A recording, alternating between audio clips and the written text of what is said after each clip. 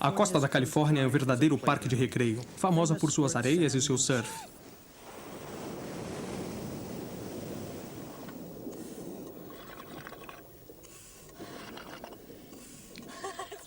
Tudo bem aí em cima? Aqui embaixo é maravilhoso. Você só precisa mesmo substituir as pranchas de surf por isso aqui. Estamos usando esses capacetes em forma de bolha porque, basicamente, com o ar que eles contêm, nós podemos falar, respirar e comunicar um com o outro. Estamos muito perto da costa da Califórnia e nela está localizada esta floresta submarina, uma das maiores do oceano. Esta floresta é, em todos os detalhes, tão frágil como qualquer outra floresta. Só que, em lugar de pica-paus, ursos e corças, o que vemos aqui são leões marinhos, caranguejos e peixes.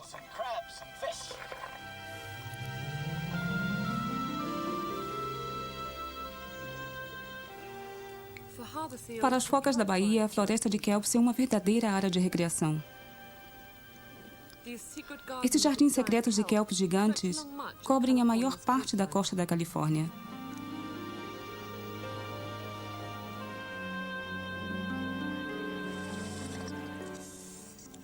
É muito fácil fazer-se uma comparação entre uma floresta tropical e uma floresta de kelps.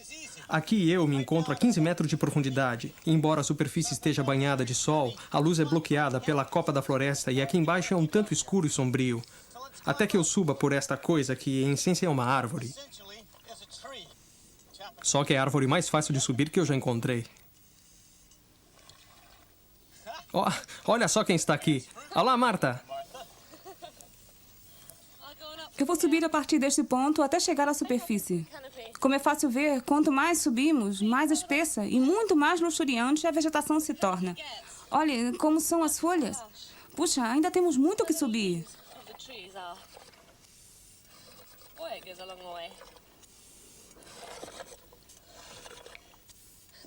Olhem estas plantas. Elas continuam crescendo até mesmo sobre a superfície e chegam às vezes a medir 60 metros de comprimento. O habitante mais conhecido da floresta de kelps é visto com frequência na superfície. A fama das lontas marinhas é que elas são um tanto tímidas. Portanto, antes de mergulharmos, vamos tentar vê-las de cima deste barco.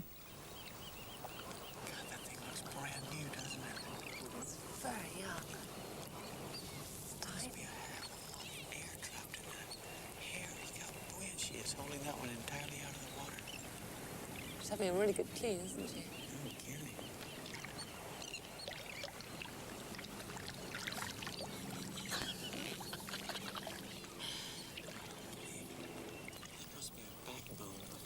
Elas têm os dentes muito longos. Just patiently waiting.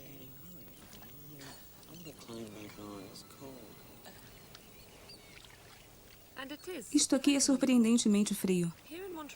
Aqui na Baía de Monterey é uma corrente marítima que surge das profundezas do Pacífico. E no final da tarde, as focas se reúnem na floresta de kelps. Elas cuidam de sua preciosa pele e se preparam para dormir. Mas antes disso, elas têm que se assegurar de que não serão arrastadas pela correnteza e, portanto, elas se enroscam a propósito na vegetação.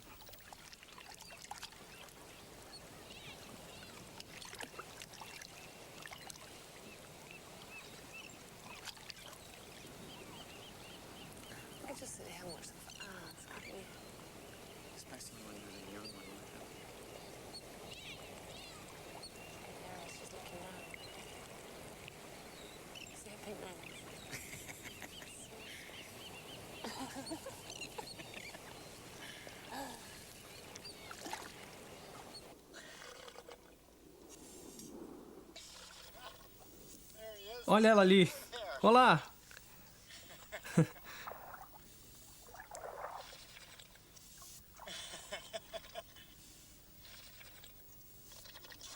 Tem muitos lugares para se esconder.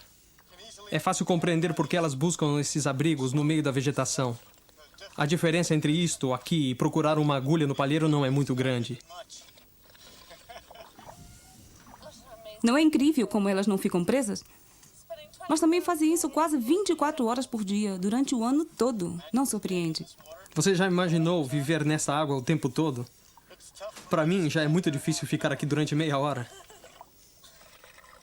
Mas as lontras marinhas parecem ser impermeáveis ao frio. E ao contrário de outros mamíferos marinhos que dependem da gordura para permanecerem aquecidos, essas lontras marinhas, em vez disso, mantêm-se insuladas com o ar preso em uma capa de pele incrivelmente fina. As lontras marinhas são os menores animais mamíferos do mundo. Elas conseguem ficar aquecidas em águas muito frias. Elas têm que comer muito. Na verdade, elas comem o equivalente a 40% do peso do seu corpo todos os dias. Se as observarmos durante 5 minutos, vemos que elas mergulham, comem, voltam à superfície e depois mergulham outra vez. Estão constantemente em ação. Um tipo de comida muito assustador. Ela não consegue saber o que é. Pode parecer com uma grande concha. Muitas delas ficam rodando por aqui e de repente saem correndo para a superfície. Olhe, ela está se alimentando lá em cima. Você consegue vê-la? Flutuando com seus grandes pulmões e com o ar preso em seu pelo, elas se sentem muito à vontade na superfície. Caranguejos, crustáceos e aliotes são os seus pratos preferidos.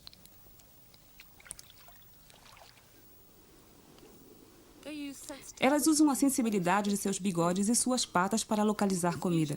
Normalmente as águas estão turvas. Somente em águas transparentes como estas, elas podem utilizar a visão. Com a missão cumprida, é hora de voltar à superfície, armada com uma pedra e uma concha.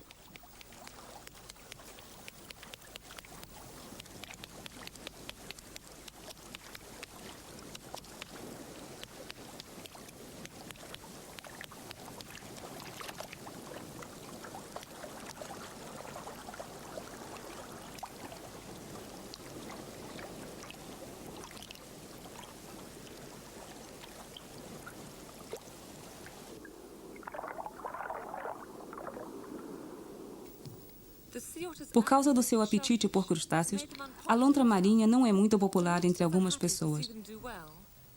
Embora a maioria esteja contente de vê-las vivendo bem, para os pescadores elas representam um problema e uma ameaça para a sua sobrevivência.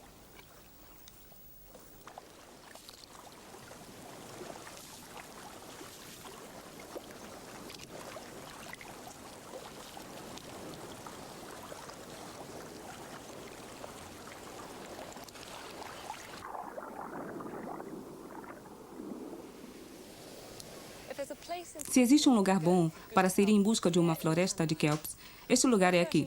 Nestas ilhas vulcânicas que se encontram bem localizadas e protegidas nas frias águas do oceano, onde o kelps floresce. E como se encontram longe da costa, elas sofrem muito pouco os efeitos da poluição. Na verdade, sua condição é tão boa que esta área foi declarada Parque Nacional. Mas o que é exatamente as plantas de kelp? Acredite ou não, elas são enormes algas. Esta aqui, em particular, é apropriadamente chamada de kelp gigante. Em condições corretas, elas conseguem crescer até 70 centímetros por dia. E por isso, essa planta é provavelmente a que cresce mais rápido no mundo. Portanto, vamos descer até suas raízes. Isto aqui se parece com uma grande quantidade de raízes. Mas, na realidade, trata-se de uma âncora. Todo este emaranhado serve para capturar os nutrientes. E é muito importante que quando ela pousa sobre uma pedra, ela escolha uma rocha do tamanho desta aqui. Mas se ela para pousar sobre uma pedra pequena, qualquer movimento de água a arrasta, podendo levá-la até a praia. A parte retilínea de uma planta como esta aqui tem a mesma finalidade que um tronco de uma árvore. Só que opera de uma maneira muito diferente. Em vez de um tronco grosso e pesado, esta árvore é composta de múltiplos caules separados. Relativamente finos e extremamente flexíveis e fortes, muito mais adequados para sobreviver diante dos ataques das correntes e dos movimentos das águas gerados pelas tempestades do mar. Esta é a estrutura básica da planta de kelp. Mas não é tão fácil para Mike e eu trabalharmos aqui. Na realidade, Mike, onde está você? Eu fico perdendo você de vista. Vem até aqui. Não tenho muita certeza de onde estou, mas vou tentar chegar até você. Estou vendo os seus cabos agora. Ah, você está aqui. Eu consegui tocar em você antes de vê-la.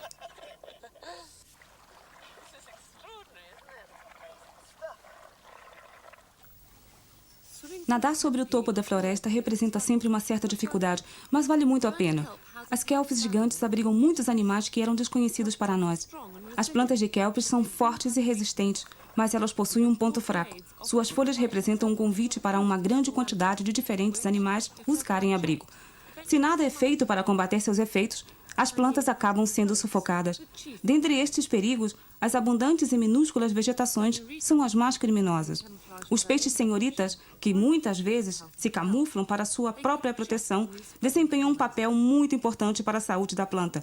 Eles mantêm os colonizadores em expansão sob controle.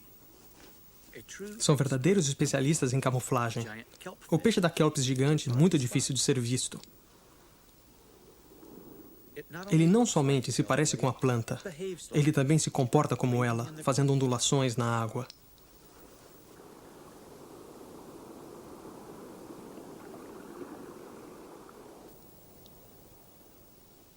Em contraste, este brilhante peixe vermelho avisa a todos que já chegou.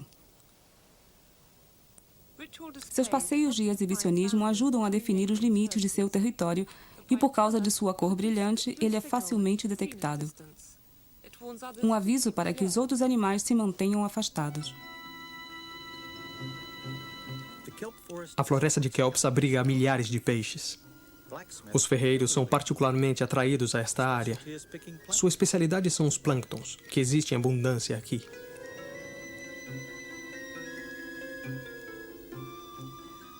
Os espaços vazios separam os densos blocos de vegetação, exibindo as incríveis dimensões desta floresta.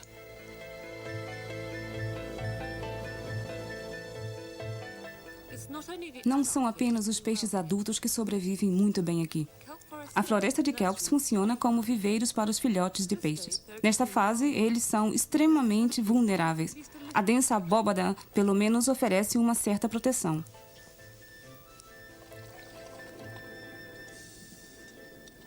Um dos peixes mais comuns relacionados à floresta de Kelps é o chamado cabeça de carneiro.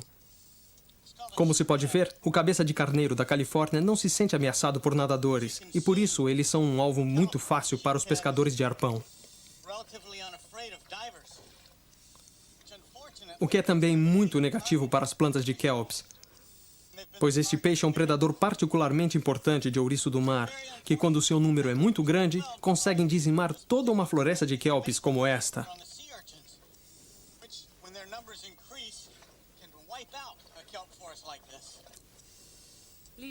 Vivendo em um lugar que é apropriadamente chamado uma reserva de ouriço do mar, e depois de ter comido as plantas das quais dependem, os ouriços do mar ficam sem comida e acabam morrendo. Mas dentro de algum tempo a floresta de Kelps consegue recuperar-se. Esta ainda não sofreu nenhum dano. É uma floresta virgem composta de kelpis muito espessos e de todos os seus moradores. Dentro dela, temos a oportunidade de passear como se estivéssemos em uma verdadeira floresta, sempre alerta para descobrir alguma coisa nova.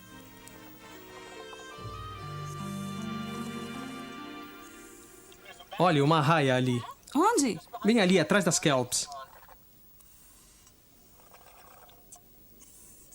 É tão frustrante, estas arraias estão sempre bem escondidas na areia. Quando você se aproxima delas, elas escapam rapidamente e voam para bem longe. E então é tarde demais. Você não consegue vê-las. E elas realmente sabem nadar. Temos que reconhecer isso. Elas são tão bonitas. São muito incríveis. Parecem estar voando entre as árvores, não parece? É exatamente o que elas estão fazendo.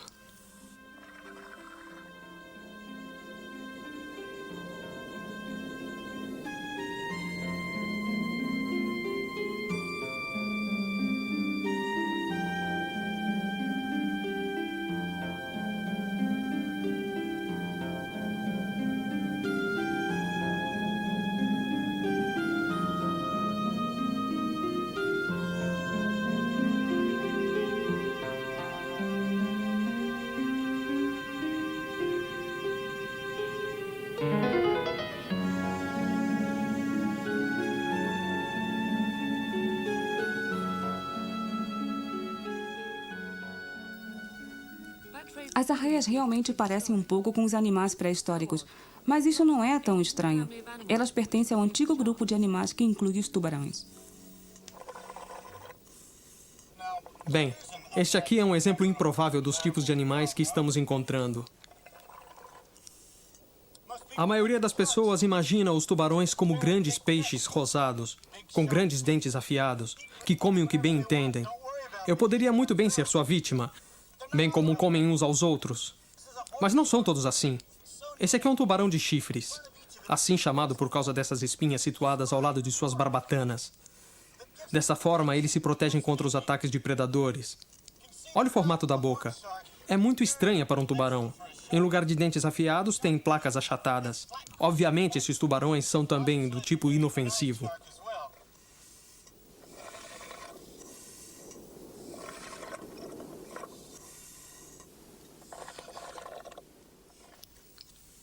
Este era um filhote de tubarão de chifre. Mas quando eles crescem e ficam adultos com quase 1 metro de comprimento, eles começam a produzir ovos, o que em si já é muito raro, mas o desenho dos ovos é bastante surpreendente. Parecem-se com uma broca em sua anatomia. Compare o tamanho disto com o tamanho de uma fêmea. Quando ela produz esses ovos, eles são muito flexíveis e macios. Ela agarra o ovo com a boca, leva-o até uma formação rochosa e o coloca com muito cuidado entre 2 rochas, de tal forma que o tubarão de chifre cresce aí muito bem protegido contra os predadores. Uma das razões para que tantos peixes vivam na floresta de Kelps é que esta oferece excelentes abrigos. Mas observando este vasto chão de areia na base de uma floresta de Kelps e sabendo que muitos peixes vivem no fundo do mar, quando eles se aventuram na areia plana, podem encontrar sérias dificuldades. Porque isso, formando uma pequena depressão, que se pode ver na minha frente, é na verdade um tubarão, embora seja um do tipo pré-histórico. Mas não é nenhum anjo. Eles se adaptam incrivelmente, se enterrando na areia e criando uma maravilhosa camuflagem. E agitando um pouco a água, eu vou remover um pouco da areia e agora é possível ver partes do seu corpo embaixo. Eu pergunto quando é que ele vai saltar da areia. Pode ser a qualquer momento. Mas é possível ver aqui as escamas do animal. E aqui estão as marcas. Mas agora não sei o que vai acontecer. Vou tentar levantá-lo totalmente da areia. Começando com esta ponta aqui. Aqui está a sua cauda. Agora podemos ver o seu formato. Aí vai ele.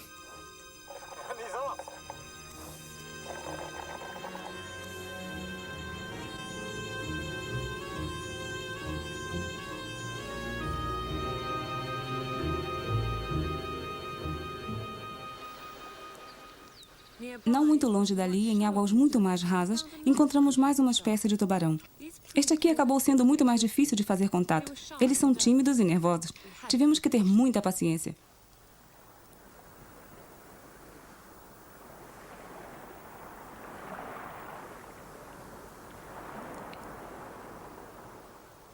Estes tubarões leopardo são lustrosos, aerodinâmicos, criaturas bastante bonitas.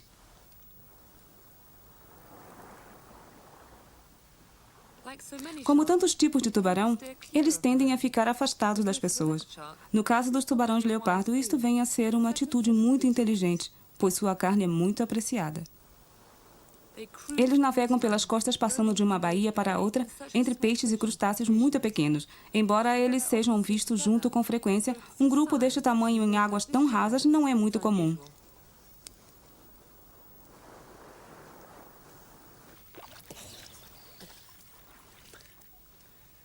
Todos eles são fêmeas.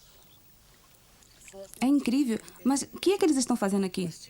Boa pergunta. Elas se aquecem nas águas rasas, o mesmo que acontece nas águas dos trópicos, onde os tubarões fazem a mesma coisa, onde grandes grupos de fêmeas se reúnem. Acredita-se que é por isso que a duração da gestação fica reduzida nas águas mais quentes. Então eles vêm para as águas rasas mais quentes e assim elas aumentam a taxa de procriação?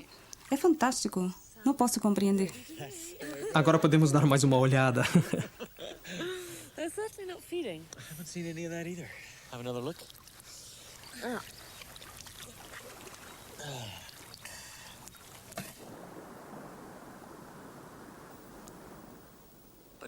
Mas não tínhamos mais nenhuma outra indicação do que poderia estar acontecendo. Na verdade, parece que ninguém sabe dar uma explicação para isso e as pesquisas sobre este fenômeno começaram muito recentemente.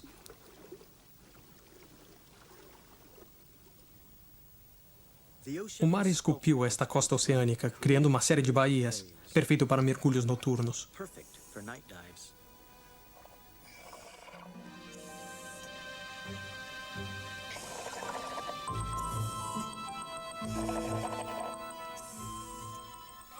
aqui, Mike.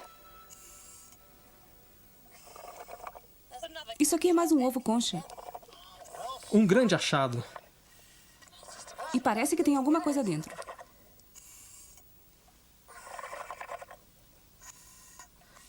Tem alguém em casa? Não sei, traga a luz aqui.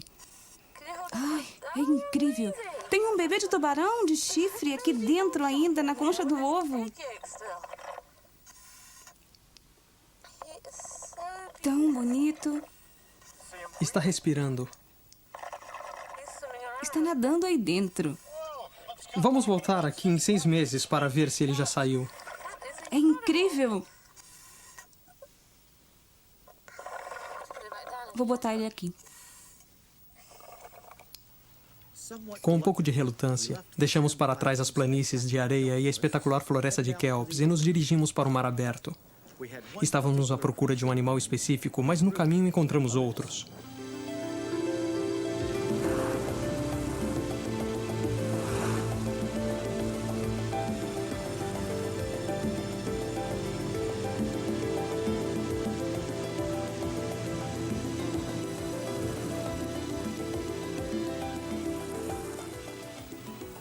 Enquanto desfrutávamos da presença dos golfinhos que nos escoltavam, observávamos o mar em busca de mais plantas de kelp.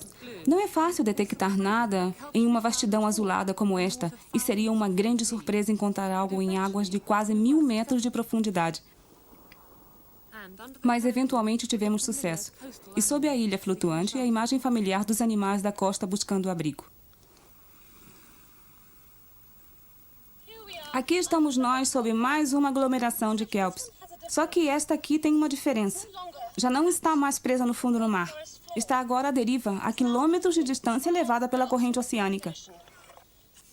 Esta planta de kelp foi arrancada e está à deriva há vários dias. E nós estamos à deriva com ela. Sob esta ilha de kelps tem todo tipo de animais. Filhotes de peixes, bem como alguns peixes adultos. Quando eles se afastam do Recife, podem viajar durante milhares de quilômetros para outra ilha. E quando essa se encalha em uma praia, todos os animais que vivem nela agora abandonam a kelp e recolonizam outra ilha. Mas não são apenas os animais das kelps que buscam abrigo sobre estas ilhas flutuantes. Muitos outros animais pelágicos vêm para aqui, talvez durante um curto período de tempo, para se refugiarem. Alguns minúsculos e também alguns que são realmente grandes. E tem um deles que achamos bastante estranho. É o peixe-sol marinho, o mola-mola. Eu acho que dizer muito estranho é pouco para este peixe. Parece que a metade do seu corpo está faltando.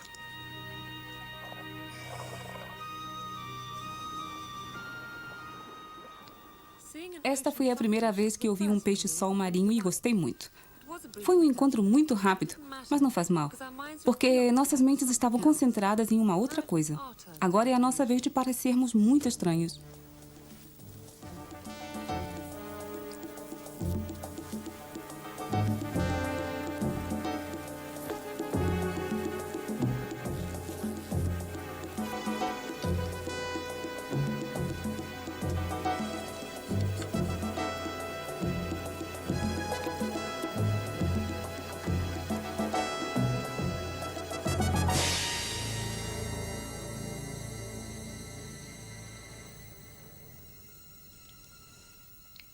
Totalmente protegidos com roupas especiais e com uma jaula como refúgio de emergência, estávamos muito bem preparados para encontrar os tubarões. Os poucos predadores solitários que geralmente habitam os oceanos são raramente vistos. Portanto, para conseguir vê-los de perto, tivemos que atraí-los jogando iscas nas águas. Algumas horas mais tarde, eles apareceram. Bem, sejam bem-vindos. Você está gostando? Estou surpresa que não estou sentindo medo. Eu não sabia que eles iam reagir normalmente conosco. Eu não sabia exatamente como eles iam reagir, mas não acho que eles não nos veem como comida, pois eles se alimentam basicamente de peixes. Mas eu não sabia que eles iam estar assim tão curiosos quando vissem seres tão estranhos como nós em seu ambiente pelágico. Normalmente, eles mantêm uma certa distância, mas esses aqui não parecem estar se preocupando. Não é fantástico? Eu estou achando eles bastante grandes. Eu não esperava que eles fossem tão grandes assim. E você esperava encontrar alguns filhotes ou não pensava que os tubarões azuis chegassem a este tamanho? Eu suponho que pensava que eles não crescessem tanto. Você pode chegar muito perto deles e até mesmo olhar bem dentro dos olhos deles.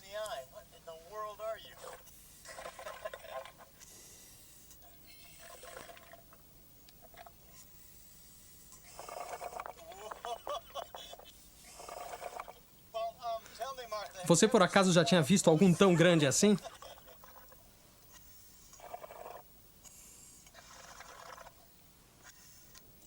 Ei, olha, essa aqui é uma fêmea. Essas marcas são provavelmente marcas de acasalamento. Quando eles se acasalam é um ato muito violento. O macho agarra as fêmeas em várias partes diferentes porque eles não têm nada onde possam se segurar. Mas as fêmeas são desenhadas para isso. Elas têm uma pele muito mais espessa do que a dos machos. Portanto, tudo isso é determinado por sua fisiologia. Olhe só o tamanho dessas barbatanas vetoriais. Um desenho absolutamente perfeito para nadar, não é? Todos os detalhes são incríveis. O nariz, as barbatanas vetoriais. Eles são maravilhosamente aerodinâmicos, não são?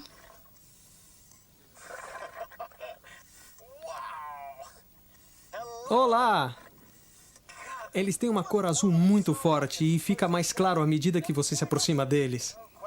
É muito fácil explicar por que eles são chamados tubarões azuis. O efeito da luz do sol sobre as costas deles é incrível.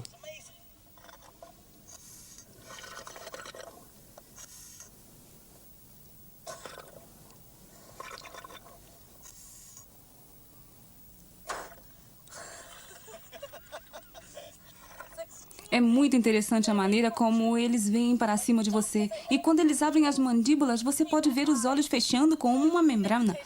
Eles ficam cegos. É muito interessante. Sim, é melhor do que ter uma espinha de peixe espetada em seus olhos. Absolutamente. O desenho e a elegância desses tubarões tão perfeitamente desenhados para caçar e cruzar os oceanos foi realmente impressionante. Saímos dali nos sentindo desajeitados e estranhos em comparação com eles. Mas o prazer de estar cercado por tubarões e, obviamente, a maravilha que é nadar entre as árvores da floresta de Kelps faz com que mergulhar na Califórnia seja uma experiência realmente muito especial.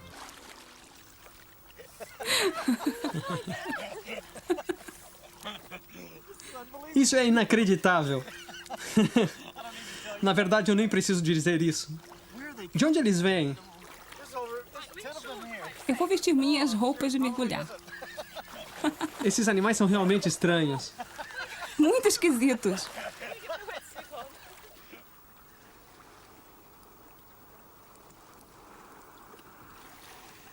São animais como esses que não nos deixam esquecer que o oceano é realmente um mundo muito diferente. E muitos dos seus habitantes são tão estranhos ou até mesmo mais estranhos que a ficção científica. Antes de mergulhar nas áreas mais profundas aqui nas Ilhas de Caimã, vamos começar mergulhando nas águas rasas. Estas arraias são apenas um dos estranhos animais desta área, no coração do Caribe. E para encontrar todos esses animais, vamos ter que fazer uso de nossos conhecimentos sobre seus hábitos alimentares e a rotina de suas atividades diárias. Com este equipamento, às vezes eu me sinto mais como um visitante das estrelas do que como um visitante submarino. Você me entende ou não? São as crateras, você não acha? Este lugar se parece mais com a superfície da Lua do que com o fundo do mar. Olha, lá vem eles. Temos a impressão de que estamos sendo atacados. É verdade, puxa. É incrível. Tem um esquadrão deles aqui. Que animais incríveis. Para falar a verdade, eu me sinto mais segura com estas roupas de mergulhar. Tenho certeza que sim. Eles podem ser muito simpáticos, mas nunca se sabe. Eu estou me sentindo sufocada. É realmente raro conseguir chegar tão perto de qualquer animal selvagem, mas especialmente desses aqui. As arraias pertencem ao mesmo grupo de peixes que os tubarões. Se você pode imaginar um tubarão achatado, é isso que elas são. Elas têm as mesmas características. Essas criaturas vivem no fundo do mar. Todas as manhãs elas vêm para os bancos de areia nas águas rasas e começam a se alimentar. Animais incríveis. É maravilhoso tocá-las, você não acha?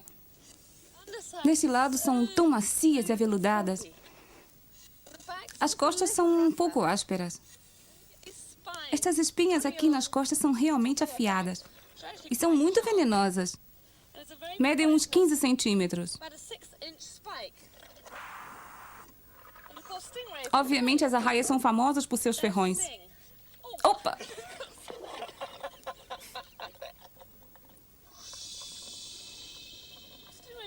As arraias têm a forma achatada para que possam se alimentar dos animais que estão enterrados na areia. E a prova disso é que sua boca está em sua parte inferior. Assim, elas encontram suas presas não tanto com os olhos, mas através de seu sentido elétrico. Elas têm cavidades muito sensíveis espalhadas por toda a parte frontal inferior, que podem detectar descargas elétricas geradas pela presa enterrada na areia. Outro problema de estar enterrada na areia é a respiração. Obviamente, elas não querem que as guelras se encham de areia. Assim, elas desenvolvem estes enormes respiradouros, grandes orifícios situados bem atrás dos olhos. Elas sugam a água e esta é eliminada sob sua barriga através das guelras. Bem, acho que podemos dizer que nossa experiência no Caribe está começando com um grande sucesso. Não posso imaginar ter encontrado animais mais interessantes do que essas arraias.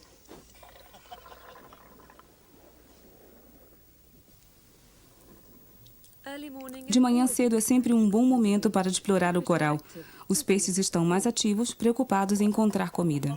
Bem, essa é uma maneira agradável de visitar o Recife. É bem macio, não? Nos disseram que os peixes nas Ilhas Caimã são muito simpáticos. Eu acho que é verdade.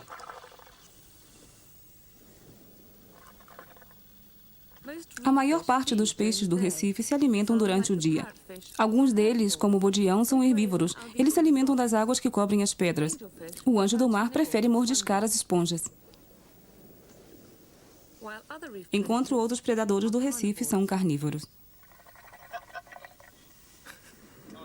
Você encontrou um muito simpático. Tremendamente domesticado, você não acha? Este aqui parece um peixe muito grande para se brincar. As garopas às vezes são enormes, com cerca de 2 metros, mas também existem algumas deste tamanho. E todas elas são predadoras. Algumas delas saem em busca de suas presas, mas outras, como esta, são predadoras de emboscada. Elas adoram ser acariciadas atrás das guelras, não? Eu acho que provavelmente é certo afirmar que este comportamento não é de maneira alguma natural. Esta área é visitada constantemente por mergulhadores e as garopas como estas são muitas vezes alimentos para eles. Por isso, elas são atraídas e permitem que nos aproximemos delas. Peixe maravilhoso. Eu nunca encontrei um peixe tão simpático. Mas existem predadores mais ferozes e alguns deles são muito conhecidos. Aqui na parte rasa do Recife, muitos animais detectam suas presas pelo cheiro. Dentre eles, as enguias moreia. Como elas são geralmente predadoras noturnas, a visão delas é muito precária. Vamos lá? Puxa, como você é escorregadia! Eu não tenho muita vontade de brincar com uma moreia durante muito tempo. Portanto, eu acho que vou deixar ela aqui. Os leques do mar e os corais macios se dão muito bem nos recifes do Caribe. Mas em toda parte, o que chama muito a atenção são sempre os peixes. Os grandes anjos do mar são provavelmente os mais notados. Estes peixes decorativos passam o dia fazendo investigações sobre o Recife.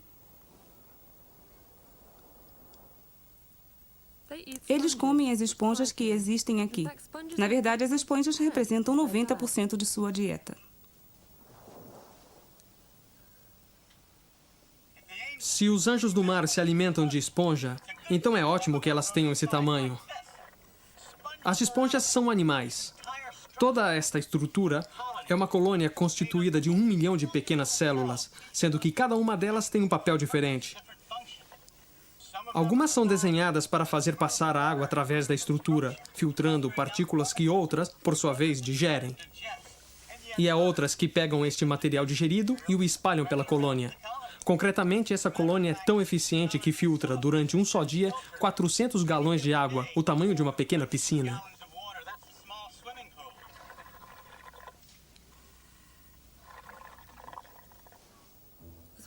Além das esponjas, as caimãs são também famosas por sua dramática estrutura de precipícios submarinos e os animais que passeiam perto deles.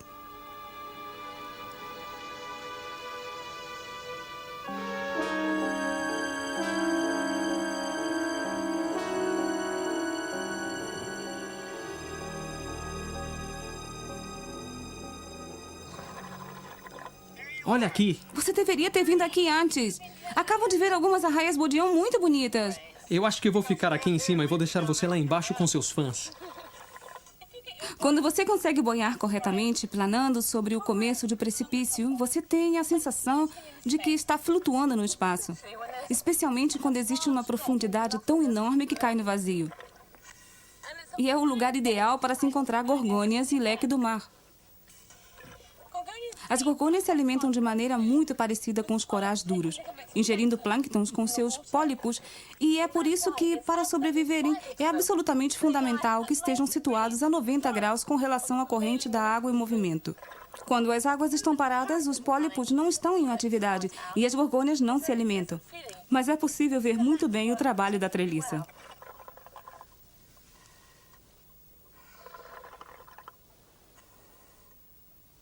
No começo da tarde, a parte rasa do Recife está razoavelmente tranquila.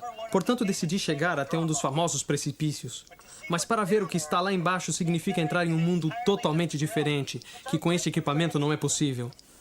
O limite de uso deste capacete é de cerca de 35 metros. Mas a Marta conseguiu ultrapassar esse limite de uma maneira que me deu inveja. Olá, Mark. Aqui vou eu. Eu acho que esta é a única maneira como vamos conseguir analisar esses animais que vivem nas profundezas destes muros. Bem, é um prazer ver você. Você sabe muito bem fazer surpresas. Meu estilo é esse. Não consigo acreditar que estou dentro desta coisa. Não consigo acreditar que você está aí e eu estou aqui. Isto é um submersível de águas profundas e vamos realizar uma sonhada viagem até o fundo de 275 metros até o pé do precipício, onde esperamos encontrar alguns habitantes marinhos realmente estranhos. E estou realmente empolgada com o que podemos encontrar lá. Portanto, vamos lá. Espere um pouco, ok? Você não está aqui.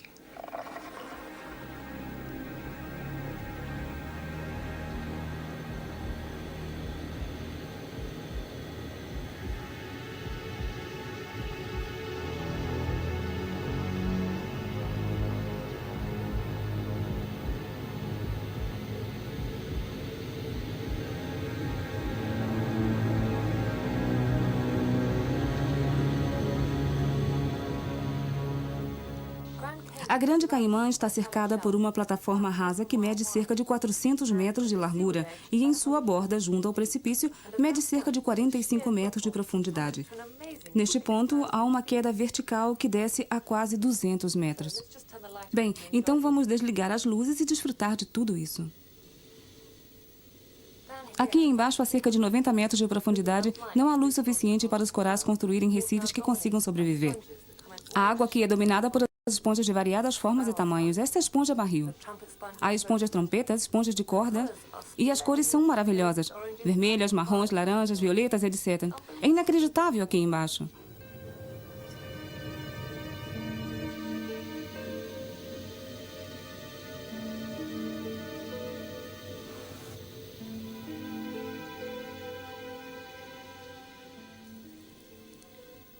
Aqui, a 275 metros, a paisagem é incrivelmente parecida com a Lua. Tudo está coberto com uma fina camada de pó. É conhecida como neve marinha e é constituída de plânctons mortos, minúsculos detritos e provavelmente aluvião também. Esses lírios marinhos que saem das rochas são animais, e eles podem deslocar-se de uma maneira incrivelmente lenta pelas rochas. Eles se posicionam contra a correnteza para que seus braços possam captar minúsculos fragmentos de comida que passam flutuando sobre a água. Realmente, a sensação é como se voássemos sobre a superfície da Lua. Que lugar incrível! Nossa próxima ação teve lugar longe do Recife, em pleno alto mar. Eu queria fazer um experimento e por isso nós fomos para o norte, para as Bahamas. Nós sabemos que os tubarões vêm a esta área durante o dia, mas estou curioso para saber se eles também aparecem durante a noite. Mas como estou em uma área desconhecida com animais desconhecidos, estou no barco para fazer este experimento. Abaixo do nosso barco temos uma câmera de controle remoto e um hidrofone submarino que enviará pulsações que esperamos possam atrair os tubarões. Os tubarões podem detectar sons a partir de 10 até 800 Hz, ou ciclos por segundo, mas eles são atraídos especialmente pelos sons de frequência muito baixa, geralmente emitidas por peixes que se encontram em dificuldade. Assim, eu vou sintonizar este equipamento para produzir uma combinação de pulsações de baixa frequência, e se tudo sair de acordo com os planos, quando eu ligar o hidrofone, os tubarões aparecerão.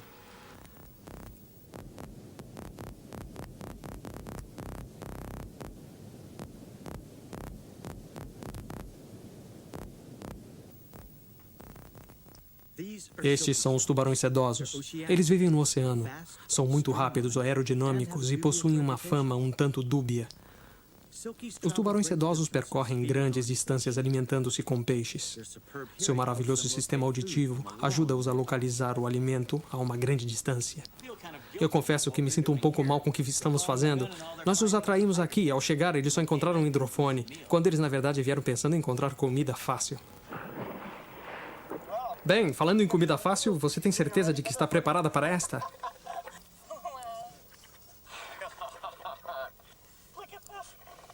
Olha isso aqui. Mike, eles parecem incríveis. São uns animais belíssimos. Não consigo acreditar que podemos tocar em um tubarão sob a água desta maneira. Estamos aqui na região pelágica, habitat desses tubarões sedosos e também de todos os outros peixes que estão ao nosso redor. Mas são os tubarões que estão no topo da cadeia alimentícia aqui. Quando eles são adultos, eles têm muito pouco predadores, exceto o homem e, obviamente, eles próprios. Alguns tubarões, antes de nascerem, na verdade, começam a comer uns aos outros dentro do corpo da mãe. A reprodução dos tubarões é muito confusa. Todos eles têm fertilização interna, mas as semelhanças param aí. Alguns deles põem ovos. A maioria, no entanto, tem filhos vivos. Outros têm ovos que eclodem no interior do corpo da fêmea. E quando nascem, os filhotes ainda enfrentam muitas dificuldades. Eles ainda estão muito vulneráveis e podem ser comidos por outros tubarões. Assim como a maioria dos peixes, os filhotes têm uma taxa de crescimento muitíssimo rápida. Nesse ponto, eles ainda ficam perto do Recife, quase que uma espécie de jardim de infância. E somente quando são realmente adultos, eles vêm para o Mar Azul e tornam-se verdadeiramente oceânicos. Não consigo acreditar que possamos fazer isso, completamente no alto mar. Podemos observar nestes tubarões uma adaptação muito sutil que desenvolveram para viver no ambiente oceânico. É o chamado contrasombreado, que consiste em que a parte superior do seu corpo seja ligeiramente mais escura do que a parte inferior, que é geralmente muito branca, de forma que um predador potencial no fundo do mar veria a parte inferior branca desse animal que se confunde com a superfície. E ao vê-lo de cima para baixo, a parte mais escura se confunde com o azul do oceano. Portanto, essa é uma maneira sutil de camuflagem, porém muito eficaz.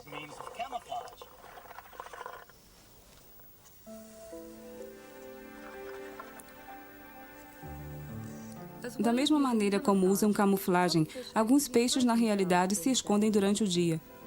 E os lugares mais prováveis de encontrá-los são as cavernas.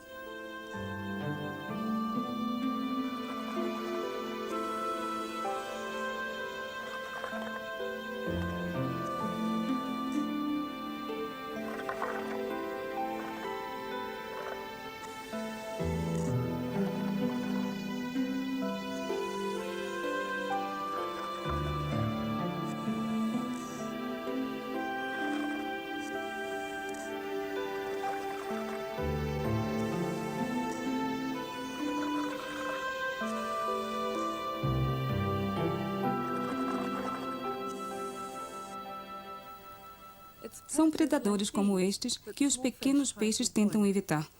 Os meros descansam durante o dia.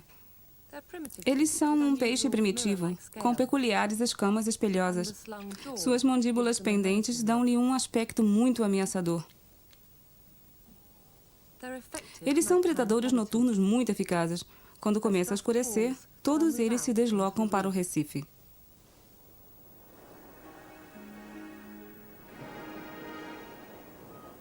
Quando a luz começa a desaparecer, os predadores se encontram em uma situação privilegiada. Os peixes pequenos têm que ser muito discretos.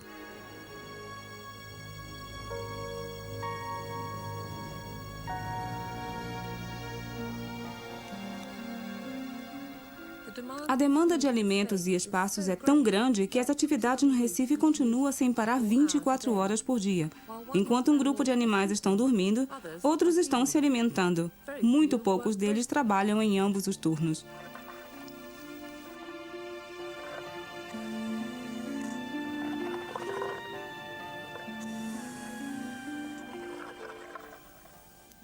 Aqui está uma coisa que não se vê com muita frequência durante o dia. Na verdade, não se vê nunca. Isso é um plâncton. Alguns plânctons são, na verdade, pequenos animais. Alguns deles já em idade adulta. Outros são filhotes e larvas de outros animais do Recife, como as lagostas, peixes, etc.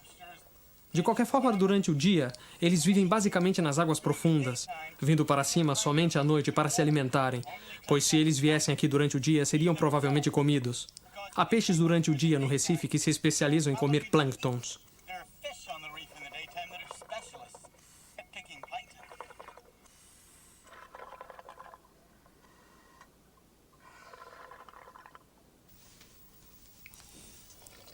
Estou muito surpresa em encontrar tantos ouriços do mar no Recife. Uma das grandes transformações que acontecem durante a noite é que todos os peixes herbívoros vão dormir e todos os carnívoros aparecem. Mas há um herbívoro que também aparece.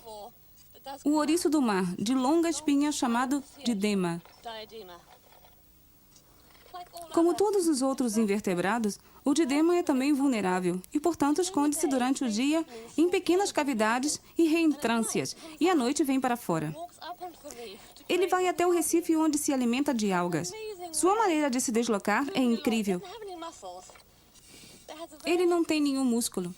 Seu sistema hidráulico é muito simples e usa pés de tubo para prender-se às rochas e aos corais da mesma forma como ele está agora engatinhando na minha mão. Vou liberar este aqui. Estou muito satisfeita em ser perfurada por estas criaturas.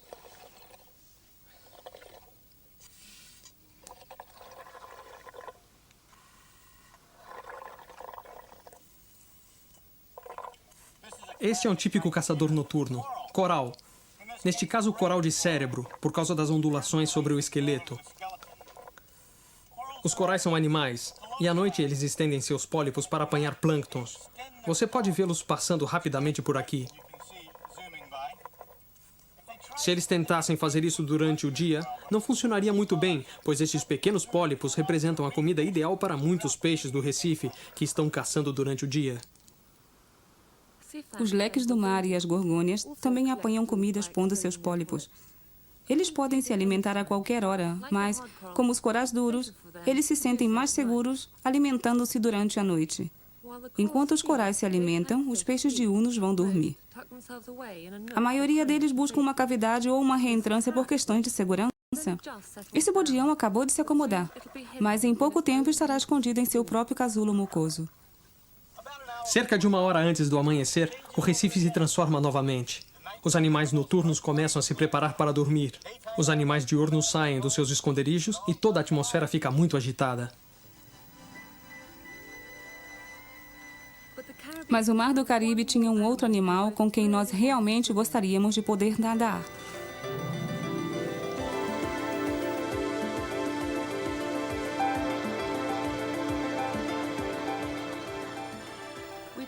A nossa tendência é pensar que os golfinhos são peixes que vivem passeando pelos oceanos. No entanto, aqui nas Bahamas, um grupo de golfinhos pintados vivem o ano inteiro em um grande banco de areia coberto com águas rasas.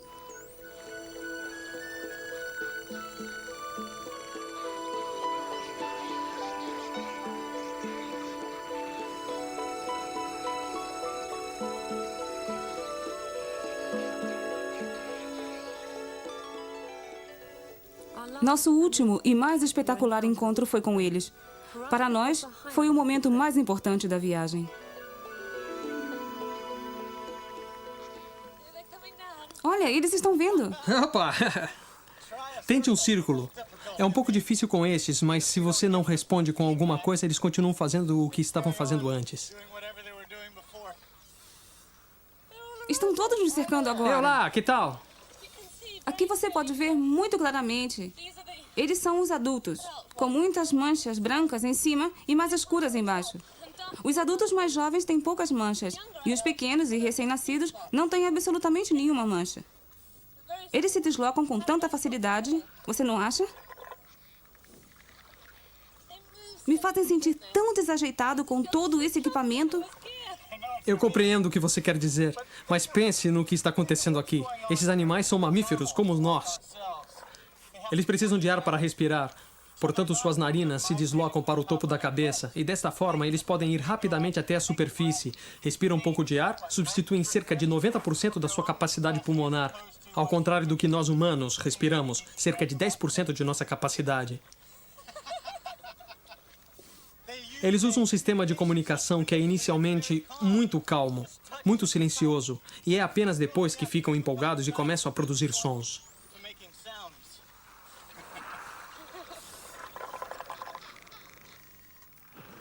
Incrível! Maravilhoso, não? Você pode ver dois golfinhos nadando muito juntos, tocando um ao outro. Este é um dos meios de comunicação mais importantes. Eles se comunicam de outras maneiras também. Uma delas é a localização por eco. Alguns dos quais podemos ouvir como os cliques, mas outros são ultrassônicos e este não podemos ouvir.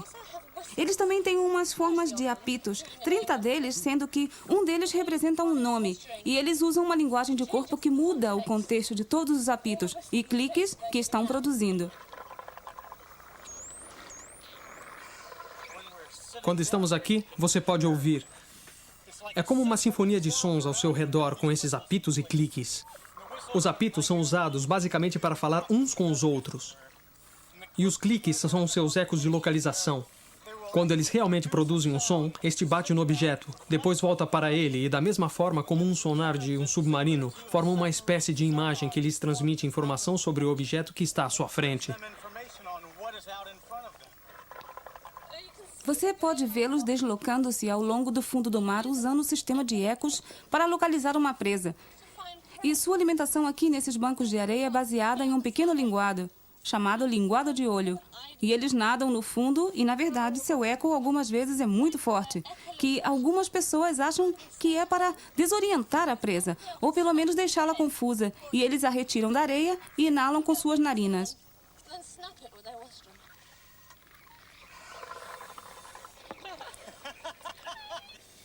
É maravilhoso. Imagine a maneira como eles nos veem. Quando você vê um golfinho passar nadando, deixando escapar um pouco de ar, poderia ser um apito significando um nome. Da mesma forma como temos nomes, Mike é Mike e eu me chamo Marta, cada um dos golfinhos tem seu próprio apito especial.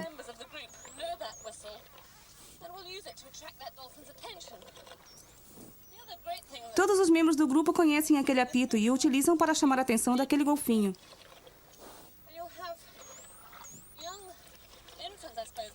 Uma outra coisa maravilhosa que este grupo de golfinho parece fazer é cuidar dos filhotes dos outros. Você pode ver filhotes de, acho que entre 3 ou 4 anos de idade sendo cuidados não por suas mães, mas por fêmeas ou machos mais velhos pertencentes ao grupo.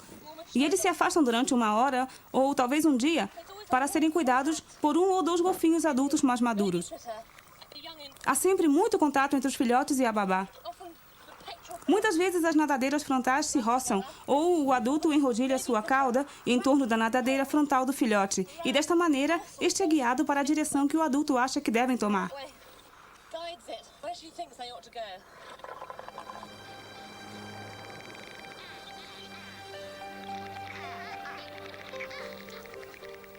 Observando o grupo, temos a impressão de que fomos aceitos, mas a vontade de nadar junto a eles é realmente incontrolável. Portanto, decidimos nos livrar de nossos volumosos equipamentos e desfrutar da liberdade das máscaras de mergulhar. Descobrimos que ao nadar com os golfinhos, ou pelo menos tentando nadar, podíamos realizar encontros mais próximos e mais prolongados. A diferença foi enorme. Os golfinhos nadaram junto a nós e brincaram e mergulharam conosco. Estes animais totalmente selvagens decidiram passar algum tempo entre nós. Foi um encontro fantástico, do tipo que seria muito difícil suplantar.